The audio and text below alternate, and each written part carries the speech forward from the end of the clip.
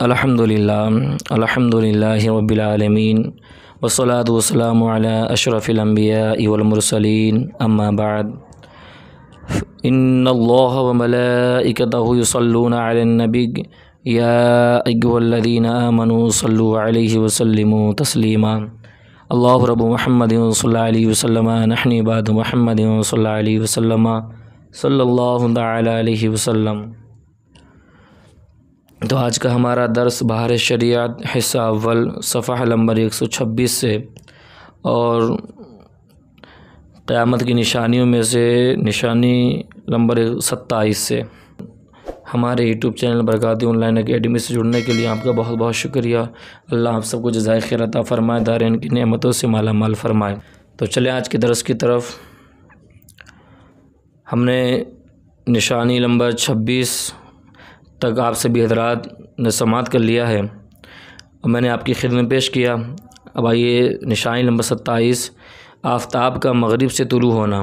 جو سورج ہے اس کا مغرب سے طلوع ہونا، ابھی تو یہ مشرق سے پورب سے نکل رہا ہے اور کہتے ہیں پچھم جا کر یہ غروب ہو جاتا ہے، لیکن آفتاب کا مغرب سے طلوع ہونا یہ قیامت کی نشانی ہے کہ اس نشانی کے ظاہر ہوتے ہی توبہ کا دروازہ بند ہو جائے گا۔ یعنی یہ سورج ہے، یہ جب پچھم سے طلوع ہو جائے گا تو توبہ کا دروازہ بند ہو جائے گا، اس وقت کا اسلام معتبر نہیں۔ اور نشانی نمبر 28، وفات سیدنا عیسیٰ علیہ السلام کے ایک زمانے کے بعد جب قیامت کو صرف 40 برس رہ جائیں گے تو ایک خوشبودار ٹھنڈی ہوا چلے گی جو لوگوں کے بغلوں کے نیچے سے گزرے گی، جس کا اثر یہ ہوگا کہ مسلمان کی روح قبض ہو جائے گی اور کافر ہی کافر رہ جائیں گے اور انہی پر قیامت قائم ہوگی۔ یہ چند نشانیاں بیان کی گئی ہیں، ان میں بعض واقع ہو چکی ہیں اور کچھ باقی ہیں۔ جب نشانیاں پوری ہو لیں گی اور مسلمانوں کی بغلوں کے نیچے سے وہ خوشبودار ہوا گزر لے گی جس سے تمام مسلمانوں کی وفات ہو جائے گی، اس کے بعد پھر 40 برس کا زمانہ ایسا گزرے گا کہ اس میں کسی کی اولاد نہ ہوگی، یعنی 40 برس سے کم عمر کا کوئی نہ رہے گا اور دنیا میں کافر ہی کافر ہوں گے، اللہ کہنے والا کوئی نہ ہوگا، کوئی اپنی دیوار لیستا ہوگا، کوئی کھانا کھاتا ہوگا، غرض لوگ اپنے اپنے کاموں میں مشغول ہوں گے۔ کہ دفعتاً حضرت اسرافیل علیہ السلام کو سور پھونکنے کا حکم ہوگا اور شروع اس کی آواز بہت باریک ہوگی اور رفتہ رفتہ بہت بلند ہو جائے گی۔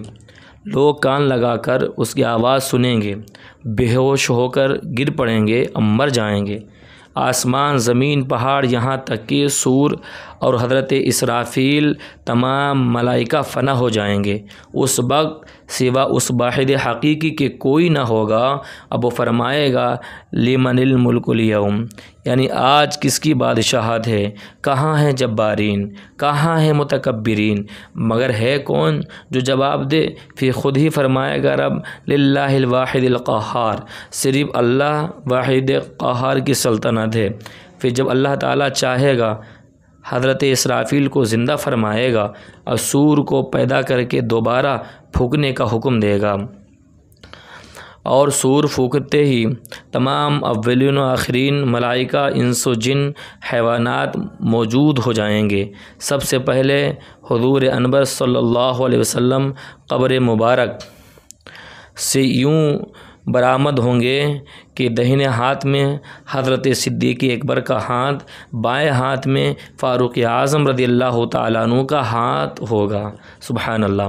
پھر مکہ معظمہ و مدینہ طیبہ کے مقابر میں جتنے مسلمان دفن ہیں سب کو اپنے ہمراہ لے کر میدان حشر میں تشریف لے جائیں گے۔ اب عقیدہ نمبر 1، قیامت بے شک قائم ہوگی اور اس کا انکار کرنے والا کافر ہے۔ اگر کوئی کہے قیامت نہیں قائم ہوگی، ایسا شخص کافر ہے۔ عقیدہ نمبر 2، حشر صرف روح کا نہیں۔ بہت سے لوگ کہتے ہیں نا کہ روح سے ہی حشر ہونا ہے، تو حشر صرف روح کا نہیں بلکہ روح جسم دونوں کا ہے۔ جو کہے صرف روحیں اٹھیں گی، جسم زندہ نہ ہوں گے، تو ایسا بندہ بھی کافر ہے۔ عقیدہ نمبر 3، دنیا میں جو روح جس جسم کے ساتھ متعلق تھی، یعنی جس سے تعلق تھا، ٹھیک ہے، اس روح کا حشر اسی جسم میں ہوگا۔ یہ نہیں کہ کوئی نیا جسم پیدا کر کے اس کے ساتھ روح متعلق کر دی جائے۔ عقیدہ نمبر 4، جسم کے اجزاء اگرچہ مرنے کے بعد متفرق ہو گئے ہوں اور مختلف جانوروں کی غذا ہو گئے ہوں، مگر اللہ تعالیٰ ان سب اجزاء کو جمع فرما کر قیامت کے دن اٹھائے گا۔ قیامت کے دن لوگ اپنی اپنی قبروں سے ننگے بدن، ننگے پاؤں اور ناختنہ شدہ اٹھیں گے، کوئی پیدل تو کوئی سوار، ان میں بعض تنہا سوار ہوں گے اور کسی سواری پر 2، کسی پر 3، کسی پر 4، کسی پر 10 ہوں گے۔ کافر منہ کے بل چلتا ہوا میدان حشر کو جائے گا اور کسی کو ملائکہ گھسیٹ کر لے جائیں گے، کسی کو آگ جمع کرے گی۔ اللہ اکبر! یہ میدان محشر ہے۔ یہ بہت ہم لوگوں کے ذہن میں رہتا ہے کہ یار میدان محشر ہوگا قائم کہاں ہوگا؟ تو یہ میدان حشر ملک شام کی زمین پر قائم ہوگا۔ زمین ایسی ہموار ہوگی، برابر ہوگی کہ اس کنارہ پر رائی کا دانہ گر جائے تو دوسرے کنارے سے دکھائی دے۔ اس دن زمین تانبے کی ہوگی، آفتاب 1 میل کے فاصلہ پر ہوگا۔ راوی حدیث نے فرمایا کہ معلوم نہیں کہ میل سے مراد سرما کی سلائی ہے یا میل مسافت۔ اگر میل مسافت بھی ہو تو کیا بہت فاصلہ ہے کہ اب 4000 برس کی راہ کے فاصلہ پر ہے اور اس طرف آفتاب کی پیٹھ ہے۔ پھر بھی جب سر کے مقابل آ جاتا ہے گھر سے باہر نکلنا دشوار ہو جاتا ہے۔ اس وقت کی 1 میل کے فاصلہ پر ہوگا، اس کا منہ اس طرف کو ہوگا، یعنی تپش اور گرمی کا کیا پوچھنا۔ اور اب مٹی کی زمین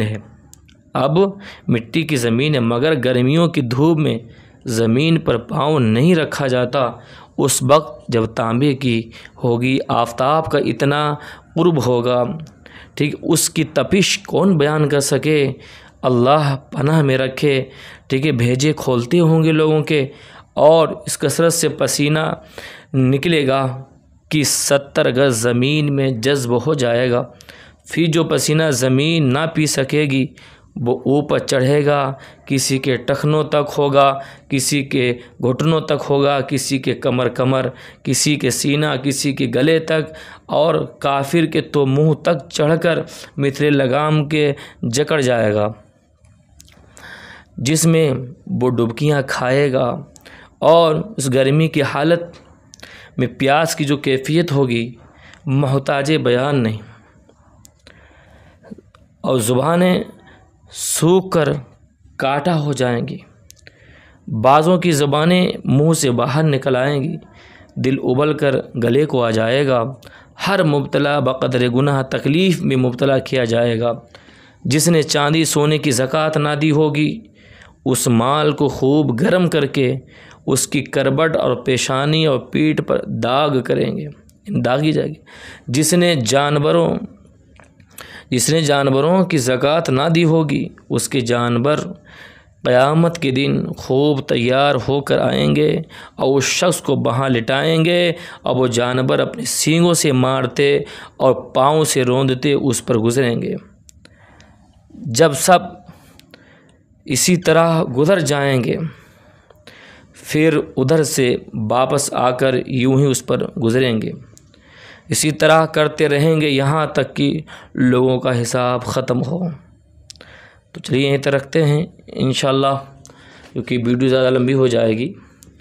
اب یہاں سے انشاءاللہ اگلا میں پیش کروں گا کہ میدان محشر میں کیا ہوگا۔